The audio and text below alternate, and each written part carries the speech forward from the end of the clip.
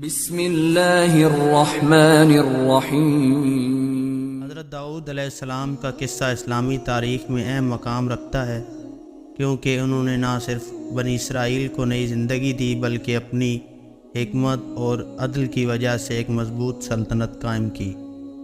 آپ کا دور اسلام سے قبل تھا اور آپ کو قرآن مجید میں کئی بار ذکر کیا گیا ہے۔ حضرت داؤد علیہ السلام کی کہانی میں ایک اہم موڑ قوم داؤد یا بنی اسرائیل کی ریاست کے قیام کا ہے، جسے بندر بھی کہا جاتا ہے، اور اس ریاست کا قیام ایک لمبے اور پیچیدہ سلسلے کا حصہ تھا۔ بنی اسرائیل کی تاریخ اس وقت شروع ہوتی ہے جب حضرت ابراہیم علیہ السلام نے اپنے بیٹے اسحاق علیہ السلام کو اللہ کے حکم کے تحت فلسطین میں بسایا۔ حضرت اسحاق علیہ السلام کے بیٹے حضرت یعقوب علیہ السلام، جنہیں اسرائیل بھی کہا جاتا ہے، کے 12 بیٹے تھے، جن کی نسل کو بعد میں بنی اسرائیل کے نام سے جانا گیا۔ ان 12 قبیلوں نے ایک لمبے عرصے تک مصر میں غلامی کی زندگی گزاری اور حضرت موسیٰ علیہ السلام کے ذریعے ان کو مصر سے آزاد کیا گیا۔ مصر سے آزاد ہونے کے بعد بنی اسرائیل نے 40 سال تک صحرائے سینا میں بھٹکتے ہوئے زندگی گزاری اور پھر حضرت یوش بن نون علیہ السلام کی قیادت میں فلسطین میں داخل ہوئے۔ فلسطین میں داخل ہونے کے بعد بنی اسرائیل کو مسلسل آزمائشوں کا سامنا کرنا پڑا۔ وہ مختلف قبیلوں اور قوموں کے ساتھ جنگ کرتے رہے اور بعض اوقات ان کی حکومتیں بھی تباہ ہو جاتی تھیں۔ حضرت داؤد علیہ السلام کے زمانے میں بنی اسرائیل شدید مشکلات میں مبتلا تھے۔ فلسطین میں ان کی حکومت بہت کمزور تھی اور وہ مختلف دشمنوں، خاص طور پر فلسطین کے اصل باشندوں سے جنگ کر رہے تھے۔ فلسطینی قوم ایک بہت ہی طاقتور قوم تھی اور ان کے پاس لوہے کے ہتھیار تھے، جو اس وقت کی بڑی تکنیکی برتری تھی۔ بنی اسرائیل اس کے مقابلے میں کمزور تھے اور ان کے پاس لوہے کے ہتھیاروں کی کمی تھی۔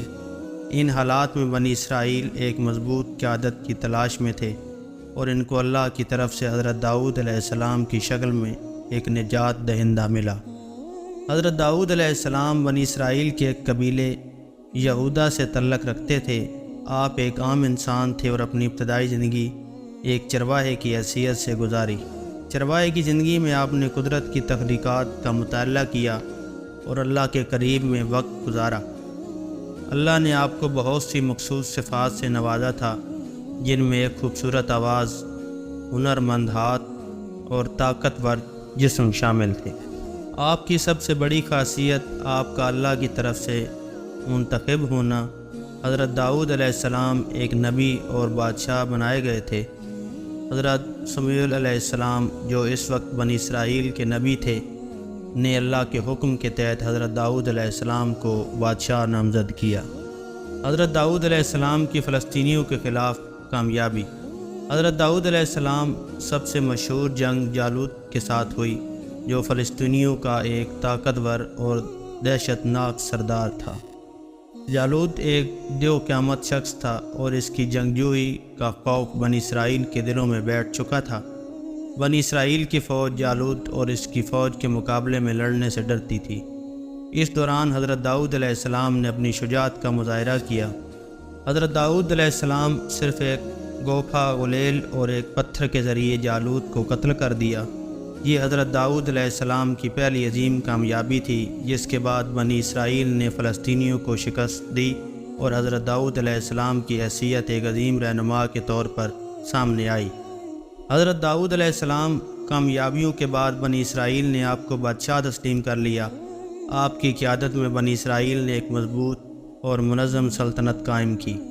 آپ نے فلسطینیوں کو مسلسل شکست دے کر ان کی طاقت کو ختم کر دیا اور بنی اسرائیل کے علاقوں کو فلسطین کے دوسرے علاقوں کے ساتھ جوڑ دیا۔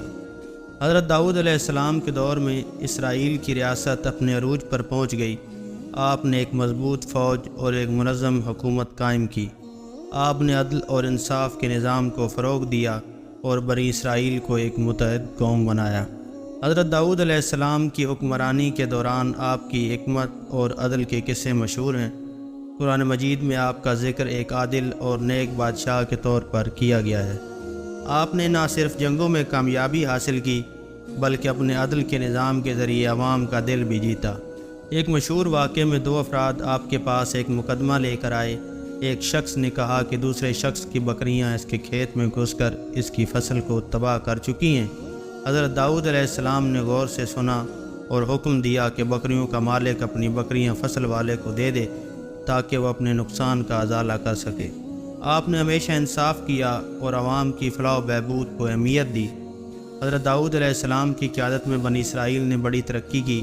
آپ نے فوجی فتوحات کے ساتھ ساتھ ثقافتی اور اقتصادی ترقی کو بھی فروغ دیا۔ آپ کے دور میں نئے شہروں کی بنیاد رکھی گئی اور تجارتی روابط کو فروغ دیا گیا۔ حضرت داؤد علیہ السلام نے بیت المقدس کو اپنا دارالحکومت بنایا اور وہاں ایک عظیم محل تعمیر کیا۔ آپ نے ایک منظم حکومت قائم کی اور فوج کو جدید خطوط پر استوار کیا۔ آپ نے فوج میں تربیت اور نظم و ضبط کو فروغ دیا اور نئے ہتھیاروں اور جنگی حکمت عملیوں کو اپنایا۔ آپ نے نہ صرف فلسطینیوں کو بلکہ دوسرے دشمنوں کو بھی شکست دی اور بنی اسرائیل کی سلطنت کو وسیع کیا۔ حضرت داؤد علیہ السلام کی حیثیت صرف ایک بادشاہ کی نہیں تھی بلکہ آپ اللہ کے نبی بھی تھے۔ آپ کو اللہ نے زبور نامی کتاب دی تھی جو ایک روحانی کتاب ہے اور اس میں اللہ کی حمد و ثنا اور حکمت کے کلمات شامل ہیں۔ حضرت داؤد علیہ السلام کی ایک خاصیت آپ کی خوبصورت آواز تھی۔ آپ زبور کی تلاوت کرتے وقت ایسی خوبصورتی سے اللہ کی حمد کرتے کہ پہاڑ اور پرندے بھی آپ کے ساتھ اللہ کی تسبیح کرتے تھے۔ قرآن مجید میں حضرت داؤد علیہ السلام کی اس خصوصیت کا ذکر بار بار آیا ہے۔ حضرت داؤد علیہ السلام کی آخری عمر میں آپ نے اپنے بیٹے حضرت سلیمان علیہ السلام کو اپنا جانشین بنایا۔ حضرت سلیمان علیہ السلام نے بھی آپ کی طرح ایک عظیم سلطنت قائم کی اور آپ کی حکمت اور عدل کی روایت کو آگے بڑھایا۔ حضرت داؤد علیہ السلام نے اپنی زندگی کا بیشتر حصہ اللہ کی رضا کے اصول میں گزارا اور بنی اسرائیل کو ایک مضبوط قوم بنایا۔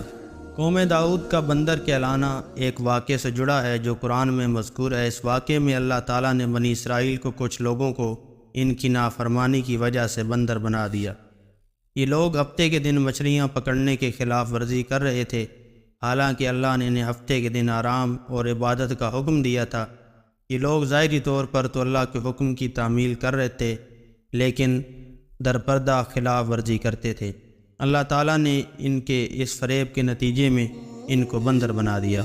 یہ واقعہ حضرت داؤد علیہ السلام کے زمانے سے نہیں جڑا بلکہ بنی اسرائیل کے ایک سابقہ دور کا ہے، لیکن اس واقعے کو قوم داؤد کے ساتھ منسلک کیا جاتا ہے کیونکہ اس زمانے میں بھی بنی اسرائیل میں نافرمانی اور اللہ کی تعلیمات سے دوری پائی جاتی تھی۔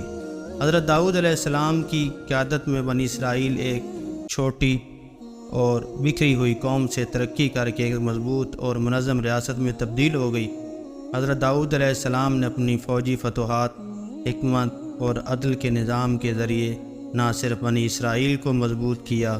ملتے ہیں دوستو انشاءاللہ نیکسٹ کسی اور ویڈیو میں، تب تک کے لیے اللہ حافظ۔